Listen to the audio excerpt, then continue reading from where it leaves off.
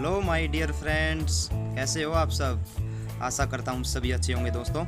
मैं प्रदीप कुमार आप सबका आपके अपने चैनल स्टडी पॉइंट में स्वागत करता हूँ। तो दोस्तों, आज हम पढ़ेंगे सुभाष चंद्र बोस जी के बारे में और इनसे जुड़े जितने भी महत्वपूर्ण प्रश्न जो परीक्षा की दृष्टि से महत्वपूर्ण होने वाले हैं, उन सभी को इस वीडियो के माध्यम से कवर कर लेंगे। तो चलिए दोस्तों, शुरू करते हैं।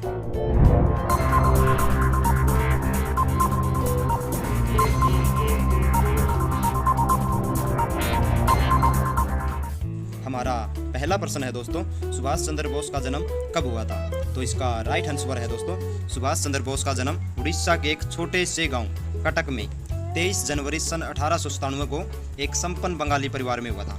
सुभाष चंद्र बोस के पिताजी का नाम दोस्तों जानकीनाथ बोस, जो एक प्रख्यात वकील थे, एवं माता जी का नाम प्रभावती देवी था। दोस्तों, जानकीनाथ एवं प्रभावती देवी की 14 संतानें थी।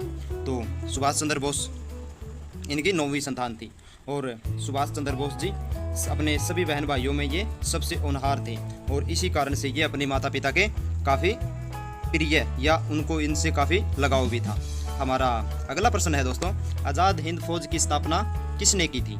तो इसका राइट आंसर है दोस्तों, द्वितीय विश्व युद्ध के दौरान सन 1942 में भारत को अंग्रेज के कब्जे से स्वतंत्र कराने के लिए आज़ाद हिंद फौज या फिर नेशनल आर्मी या INA नामक सशस्त्र सेना संगठन किया गया था। इस फौज का गठन जापान में हुआ था दोस्तों और इसकी स्थापना भारत के क्रांतिकारी नेता रास बिहारी बोस ने टोक्यो यानी जापान में की थी दोस्तों। हमारा अगला प्रश्न है दोस्तों, नेताजी सुभाष चंद्र बोस ने दिल्ली चलो का नारा कब दिया था। तो इसका राइट आंसर है दोस्तों, नेताजी सुभाष चंद्र बोस जी ने 5 जुलाई सन 1943 को सिंगापुर के टाउन हॉल के सामने सुप्रीम कमांडर के रूप में सेना को संबोधित करते हुए दिल्ली चलो का नारा दिया था। और उन्होंने एक और नारा दिया था दोस्तों, और ये है तुम मुझे खून दो मैं तुम्हें आज़ादी दूंगा। काफ़ी लोकप्रिय नारा है ये उनका। हमारा अगला प्रश्न है दोस्तों, किस देश में प्रति वर्ष 18 अगस्त को सुभाष चंद्र बोस का जन्मदिन धूमधाम से बनाया जाता है। तो इसका राइट आंसर है दोस्तों, जापान में 18 अगस्त को सुभाष चंद्र बोस जी का जन्म बहुत ही धूमधाम से मनाया जाता है। हमारा अगला प्रश्न है दोस्तों, 3 मई सन 1939 को सुभाष चंद्र बोस ने कांग्रेस के अंतर्गत ही किस पार्टी की स्थापना की थी। तो इसका राइट आंसर है दोस्तों, फॉरवर्ड ब्लॉक की स्थापना सुभाष चंद्र बोस जी ने कांग्रेस के अंतर्गत ही की थी। हमारा अगला प्रश्न है दोस्तों, सुभाष चंद्र बोस ने किस स्थान पर भारतीय स्वतंत्रता संगठन और आज़ाद हिंद रेडियो की स्थापना की थी। तो इसका राइट आंसर है दोस्तों, ये उन्होंने जर्मनी में की थी दोस्तों। हमारा अगला प्रश्न है दोस्तों, सुभाष चंद्र बोस ने सन 1919 में BA ऑनर्स की परीक्षा किस विश्वविद्यालय से प्रथम श्रेणी में उत्तीर्ण की थी। तो इसका राइट आंसर है दोस्तों, कलकत्ता में सुभाष चंद्र बोस जी ने 1919 में BA ऑनर्स की परीक्षा प्रथम श्रेणी में उत्तीर्ण की थी दोस्तों। हमारा अगला प्रश्न है दोस्तों, सुभाष चंद्र बोस ने कब राष्ट्रीय योजना आयोग का गठन किया था। तो इसका राइट आंसर है दोस्तों, सन 1938 में भारतीय राष्ट्रीय कांग्रेस के अध्यक्ष निर्वाचित होने के बाद उन्होंने राष्ट्रीय योजना आयोग का गठन किया था दोस्तों। हमारा अगला प्रश्न है दोस्तों, सुभाष चंद्र बोस ने कांग्रेस अध्यक्ष पद से इस्तीफा कब दिया था। तो इसका राइट आंसर है दोस्तों, 29 अप्रैल सन 1939 को सुभाष चंद्र बोस ने कांग्रेस अध्यक्ष पद से इस्तीफा दे दिया था दोस्तों। हमारा अगला प्रश्न है दोस्तों, सुभाष चंद्र बोस की मृत्यु की खबर किस उपकरण पर बताई गई थी। तो इसका राइट आंसर है दोस्तों, सन 18 अगस्त सन 1945 में नेताजी सुभाष चंद्र बोस की मृत्यु हुई थी और ये सर्वप्रथम रेडियो पर सुना गया था दोस्तों। और इनकी मृत्यु की बात करें तो दोस्तों, ये भी अभी तक रहस्यमय बना हुआ है कि इनकी मृत्यु हुई थी या हत्या हुई थी और कैसे हुई थी दोस्तों। ये अभी तक रहस्यमयी घटना ही बनी हुई है दोस्तों। हमारा अगला प्रश्न है दोस्तों, सुभाष चंद्र बोस जी किसको अपना राजनीतिक गुरु मानते थे। तो इसका राइट आंसर है दोस्तों, सुभाष चंद्र बोस जी चित्तरंजन दास जी को अपना राजनीतिक गुरु मानते थे। हमारा अगला प्रश्न है दोस्तों, नेताजी सुभाष चंद्र बोस जी अपने आध्यात्मिक गुरु, ये यहाँ मिस्टेक है दोस्तों थोड़ा, अपना आध्यात्मिक गुरु किसे मानते थे। तो इसका राइट आंसर है दोस्तों, स्वामी विवेकानंद जी को वो अपना आध्यात्मिक गुरु मानते थे।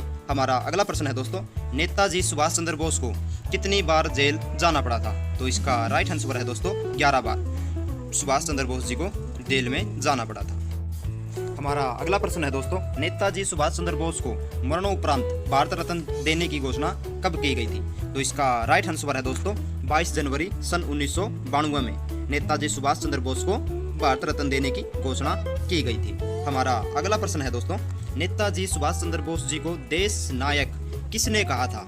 तो इसका राइट आंसर है दोस्तों सुभाष चंद्र बोस जी को वर्ष 1938 में कांग्रेस के अध्यक्ष बने, उसके बाद रविंद्रनाथ टैगोर ने उन्हें देश नायक की उपाधि प्रदान की थी दोस्तों।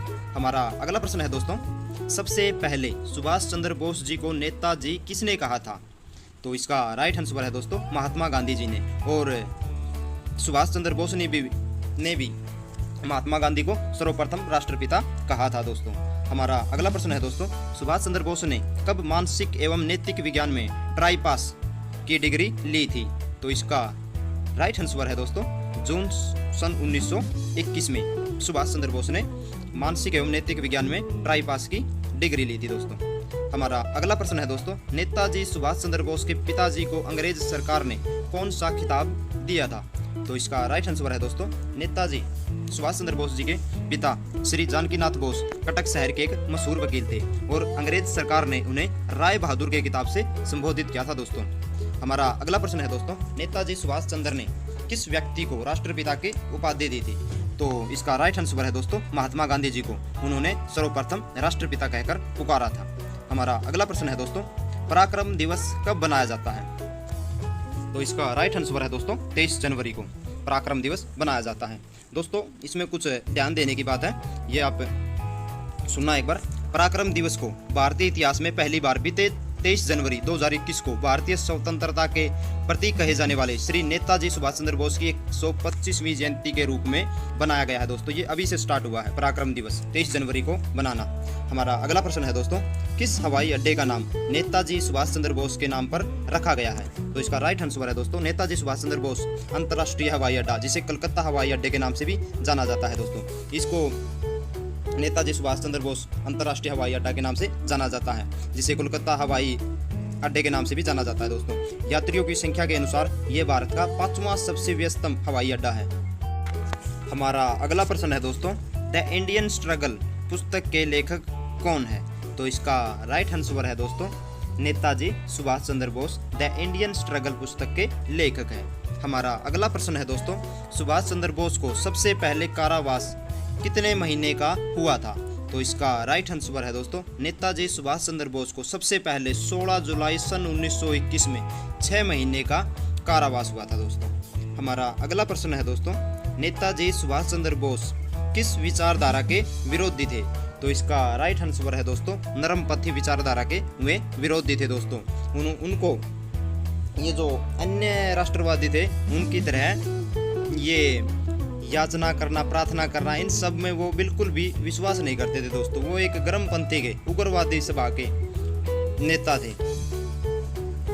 हमारा अगला प्रश्न है दोस्तों, नेताजी सुभाष चंद्र बोस जी को देशभक्तों का देशभक्त सबसे पहले किसने कहा था? तो इसका राइट आंसर है दोस्तों महात्मा गांधी ने सुभाष चंद्र बोस को देशभक्तों का देशभक्त कहा था। हमारा अगला प्रश्न है दोस्तों, वंदे मातरम को राष्ट्रगीत का दर्जा कब मिला था? तो ये दोस्तों ओनली फॉर यू, यानी कि ये मैं आपके लिए छोड़ता हूँ। आप कमेंट बॉक्स में ज़रूर बताना कि वंदे मातरम को राष्ट्रगीत का दर्जा कब मिला था। ओके दोस्तों, हमें उम्मीद है कि आपको हमारा ये कॉन्सेप्ट पसंद आया होगा और नेताजी सुभाष चंद्र बोस से जुड़ी सभी जानकारी को अच्छे से रीड कर लिया होगा। इसकी PDF भी मैं आपको वीडियो के डिस्क्रिप्शन में प्रोवाइड करवा दूंगा। और दोस्तों आप चाहो तो आप हमारे WhatsApp के स्टडी ग्रुप में भी ज्वाइन हो सकते हो। इसका लिंक भी मैं आपको वीडियो के डिस्क्रिप्शन में प्रोवाइड करवा दूंगा। ओके बाय बाय दोस्तों, मिलते हैं एक नई वीडियो के साथ। अभी के लिए बाय बाय दोस्तों।